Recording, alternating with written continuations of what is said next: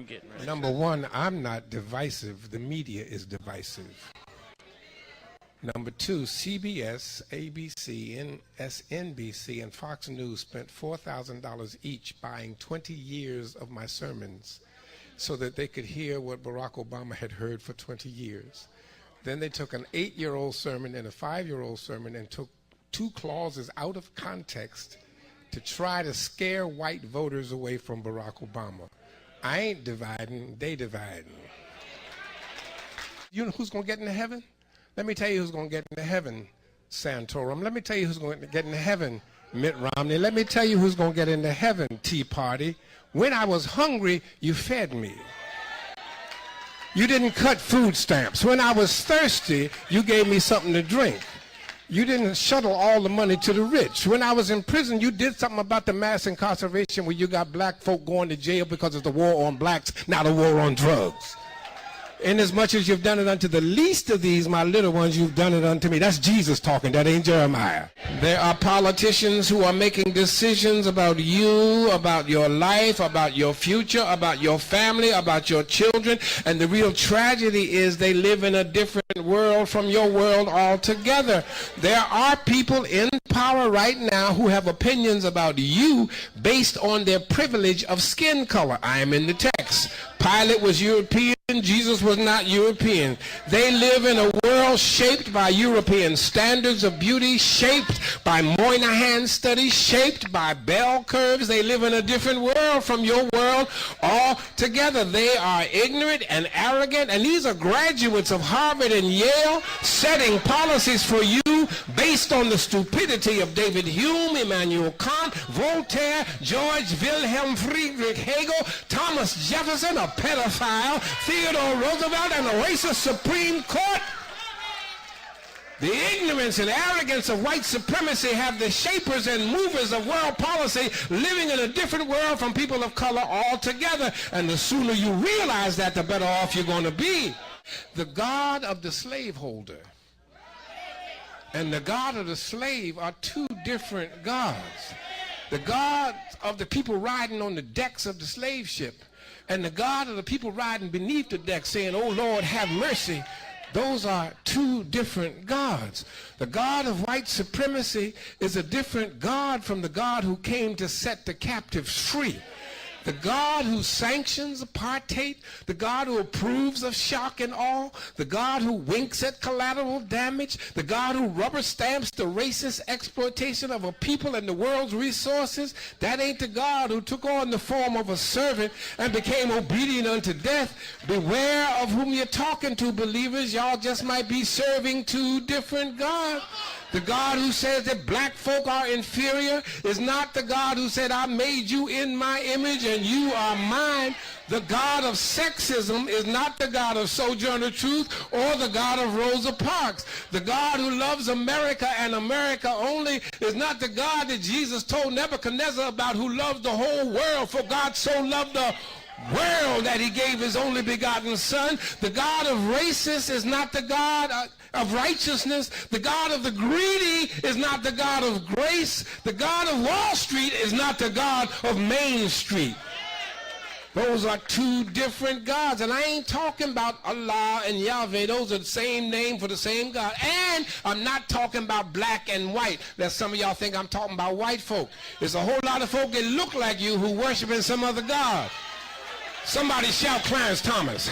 Hallelujah. The God.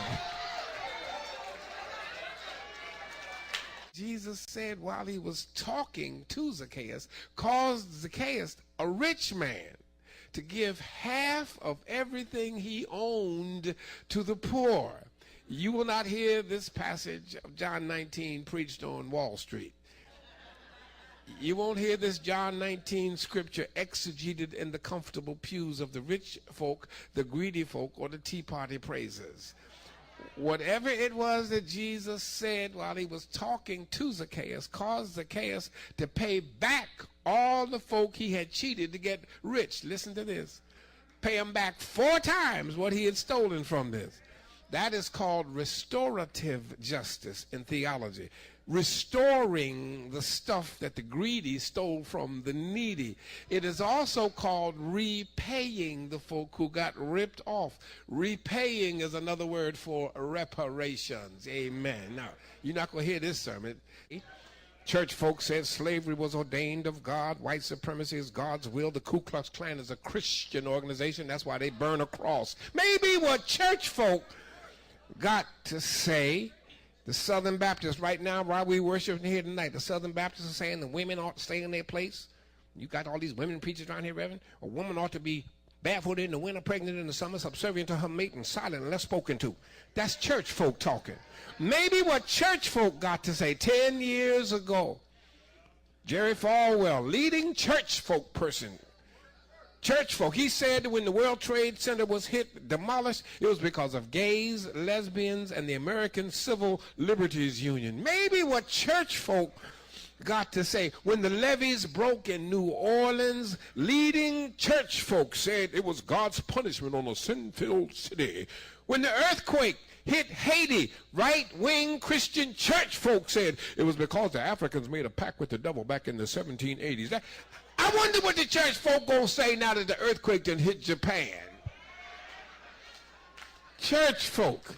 Maybe what church folk got to say ain't what people in need of hope need to hear. Church folk say that what the state of Israel is doing to the Palestinians in Gaza, that's God's will, and that if you poor, it's your own fault when they're the ones that made you poor in the first place. Church folk say they're going to take their country back. Well, if you take it back, you're going to give it back to the folk you stole it from in the first place, the Seminole, the Sioux, the Creek, the Cheyenne, the Apache. You put the real Americans on reservations. You're going to give it back to them. Church folk, you know what what church folk says is insensitive. What church folk say is insane. What church folk say is stuck on stupid. Maybe church folk just ought to shut up. Whatever you lie you're going to tell and mess up in the media tomorrow, get it straight.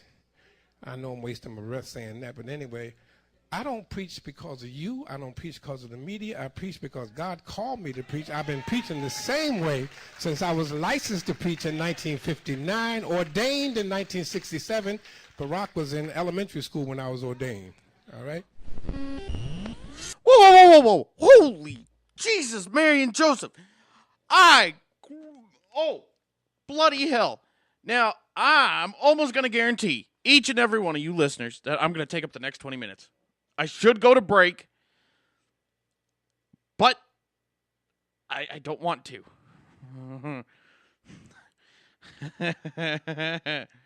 I really, really don't want to. I probably should, but I was taking some notes, and I'm glad I found this, and I will severely beat my writers on Tuesday when I get back into the office after I have an enjoyable weekend. Now, I have here a list of finer points. The things that stuck out to me.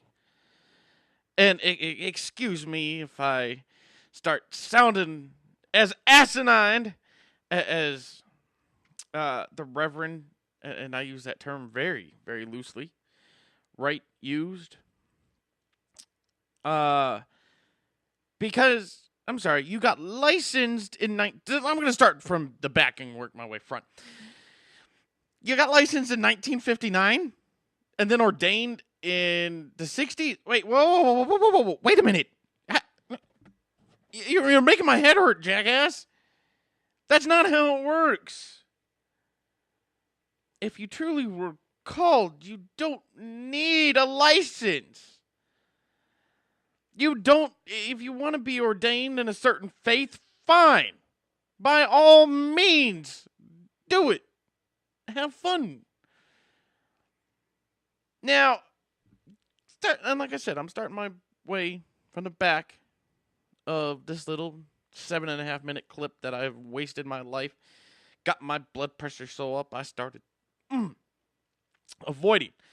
I'm so glad I have an understanding of how much my equipment is, because I'm not going to screw it up. But I was ready to start breaking things. Now, The Native Americans. You brought this up. Now, just in case people didn't do their history lesson. Now, back when Andrew Jackson was kicking ass and taking names, before he was president, he was ordered to quell the Seminole tribe in Florida as we were getting ready to purchase the Florida Territory from Spain. And what did the Seminole tribe decide to do? Oh, did they decide to piss off Andrew Jackson, a man who, he might not have really enjoyed the Native Americans, maybe because when he was younger, he saw people his own age getting scalped and tortured and beaten and killed. So maybe he had that kind of mentality when he was defending a purchase for his country. Now, I'm avoiding the whole, did Spain technically have the rights to it, yada, yada, yada. No, I'm not going to get into that. Simply, this is very easy. The United States government, at the time when Florida was bought, was a clean transaction according to the law of the day. Now, the indigenous people of Florida happen to be the Seminole tribe. Now, the Seminole tribe decided to, we don't like this. This is a bad idea. This is bad. This ain't good for us. White man going to come in here and screw our day up. Well, actually, no. We were going to be just fine. We would have let you have your little place, St. Augustine, Tallahassee, everywhere else. But they decided not to do that. They decided to go up against the United States Army, which at the time Andrew Jackson was a general of. He was kicking ass. He beat down he went over, helped Texas, the Mexican army there. Came back, had a hell of a time, War of 1812, did field day in that, in January of 1815, couple months after the official end of the War of 1812, but still the British decided to attack New Orleans. But Andrew Jackson defended against that, and he continued. And a military genius that Jackson went in, and after his people were attacked, he did something about it. Now, we can go and cite several examples. When it comes down to it, where they treated unfairly, it was war. People chose to pick a battle and take up arms against another army. Was it a good idea? Did they have good intentions? That's not the point right now. The point is poking holes in this guy's theory, because this is just going to be fun. He goes on and talks about people looking for hope, how they can't go to the white man's God. I'm sorry. Any God that you want to talk about, whether it's your Judeo-Christian God, your Muslim God, hell, let's even push this further into going into your pagan gods. There is, when you look at the top dog for your polytheistic, and, we'll avoid the whole Catholics being polytheistic, but your top god of any religion, nowhere do you see that he wants his people to be unhappy. Now,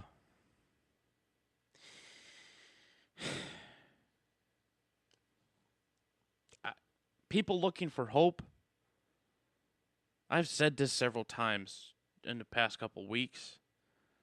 You want hope? The biggest thing to do is to be happy. Understand that we are all one people. We aren't a divided people. We are a divided people because of this jackass. We are a divided people because of people like Jeremiah Wright and Jerry Falwell, saying, oh, you're different, so you're going to go to hell. No. If you lead a bad life, if you commit utter evil, like Hitler, for example. Hitler's having fun in hell. Saddam Hussein. He committed very, very evil mass murders. He gassed his own people. He's going to hell too because he was bad. He was inherently evil. Those are the people who go to hell. You want to really understand the ticket to get to the afterlife, your heaven, your Valhalla, wherever? Simply, be a good person. That is all that it will take. It's quite simple. He wants to go and talk about the Klan. Now, I'm not going to defend the Klan here. Now, understand this. I'm by no means defending the Klan. I'm going off of pure history. And yes, back when the Ku Klux Klan started, it was started as a Christian fraternity for men. Did they get kind of crazy? Yes, they did. Did they kind of go off the deep end? Oh, yeah, they did. Did they magically think, because of probably a lot of incest and a lot of, screwing each other's sisters, think that God is white and, everybody else is inferior if you're a Jew or if you're black or whatever? Yeah, they're kind of crazy. But burning of the cross? Well, it's one of those things, and I'm not going to condone this. I'm not going to approve of it. I do not approve of it. But we live in a country where you can do that. It's very easy. It's all you have to do. Because we have that freedom. Because men and women, over the 200 some odd years, we have been a nation, have fought and died to protect these rights that we have. So, burning of a cross, is it wrong? Maybe. But is it illegal? No. Is burning of the flag illegal? That's kind of complicated, and that's a whole nother topic that we're going to avoid probably till next week. He also brings up reparations. Okay. Reparations. Well, let's see. Apparently, at some point down the line, I'm going to go back to the Seminole tribe here.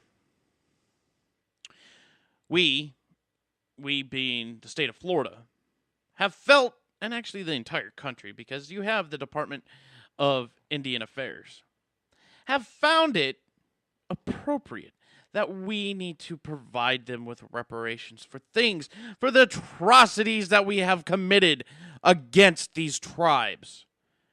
Really? We committed atrocities against the tribes of the Seminole? Yeah, I know there's probably a couple examples of yes, we did. But I'm sorry, what they did to us? And, from a military aspect, they did a wonderful job. It was outstanding guerrilla tactics.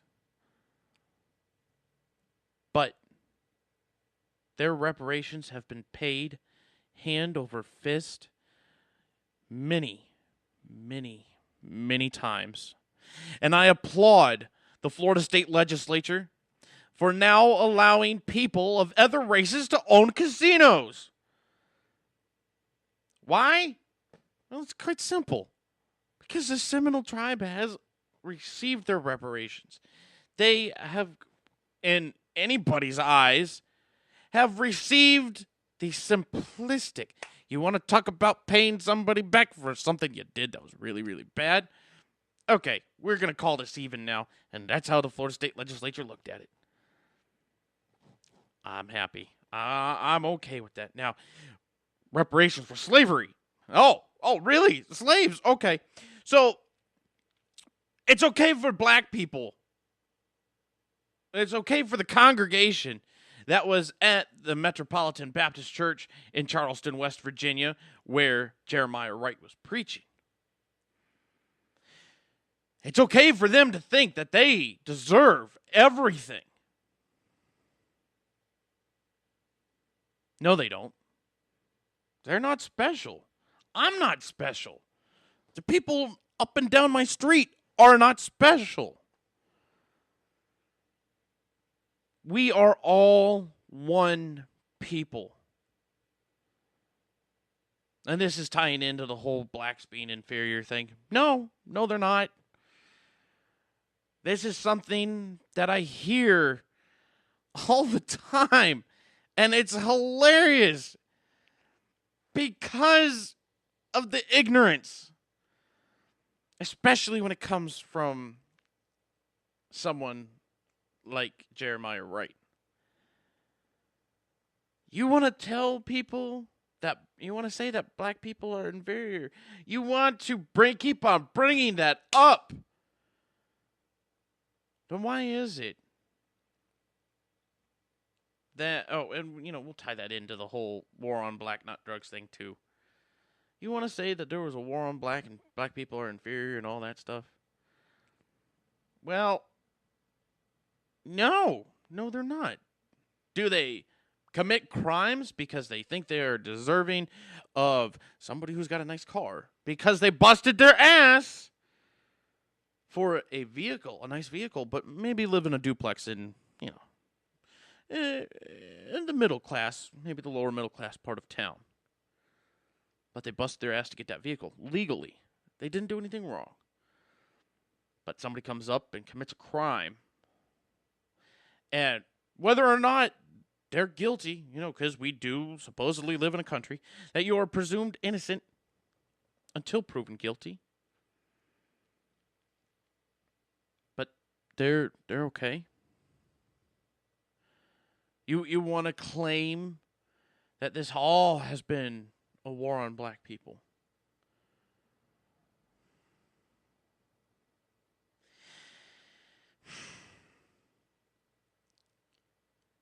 You, sir, are preaching hate. You're not preaching unity. And I will say this to anyone who says that their race is better than others. Because you want to talk about reparations? What about the reparations to the Irish Americans who came over to New York and Boston and were treated as slaves? Who were slaves? Who were treated like scum? Oh, no. We can't think about that because they're white. You people want to call me racist because of what I'm saying, what I'm going to be saying. You know what? You can just kiss my ass. You can call me up, send me hate mail, fine, whatever. You want to sit down and have an intelligent discussion about this? I welcome any of you on my show. Reverend Wright also made a comment about how God, who sets the captives free. No. You took that out of context, jackass. You need to reread the Bible. And I find that absolutely hilarious. You say you've been licensed to preach since 1959. In the Bible, it says, when God, and actually had Moses talking to Pharaoh, said, set his people free. Not his captives, but his people. He was talking about the Jews. Now, does the Bible say that the Jews are the chosen people? Yeah, I'm not going to get into that part right now. People, please understand that this man is preaching asinine bullshit. And he is driving hate and creating a hate-filled diversion in a time where we want to improve this country, we need to be one people. We need to be Americans. We don't need to be African Americans. We don't need to be Irish Americans. We don't need to be Jewish Americans. We don't need to be insert whatever the hell you want to Americans. You don't do that. Not now. We don't need that right now. And how you have not had someone to tell you to shut the hell up. Because, yeah, you're wrong. There's no black God. There's no white God. Frankly, I find South Park's take on the imagery of God almost, I wouldn't be surprised if that's what God looks like. I think that would be quite hysterical. Because an omnipotent being, that this is pretty much his experiment. You know, we're a test. Yeah, he had his angels. Okay. They're good for some things, but let's see what we can do with this. This isn't what he wanted. Plain and simple, ladies and gentlemen. I don't care who you pray to. I don't care who you believe in. When it comes down to it, being happy, living the best way you can, the best way you know how, in the best positive manner to make you and your family happy. That's all that life is about. And now that my 27-minute rant, it's close to something like that. Yeah, it's going to get put up on YouTube. So, all you YouTube listeners, yeah, have fun. Send me your hate. I will address each and every one of you. And you know what? Be honest. If you don't, that's fine. Go ahead and be your little internet gangster self. And by the way, word is spelled W-O-R-D, not W-E-R-D. You jackass. Oh, what was that? In slang, it's, you have to misspell it or else it isn't slang. Oh, excuse me. I don't care. You learn English. You want to be internet gangsters? Don't even try, please. You want to come to me with an intelligent argument on how I'm wrong? Fine. I've said this time and time again. But you do something stupid, I will call you out on it. Ladies and gentlemen, I am already running 2 minutes late. It's the top of the hour here on the East Coast of the United States. Thanks for tuning in. We're going to run to our long break now. Thank you so much for tuning in. I certainly appreciate it. Stick around. We got more. We got President Obama up next. And boy, howdy, he's done a number. Stick around, ladies and gentlemen. This is BOHICA here on Hell's Bells Classic Rock, only on the Pontiac Entertainment Media Network.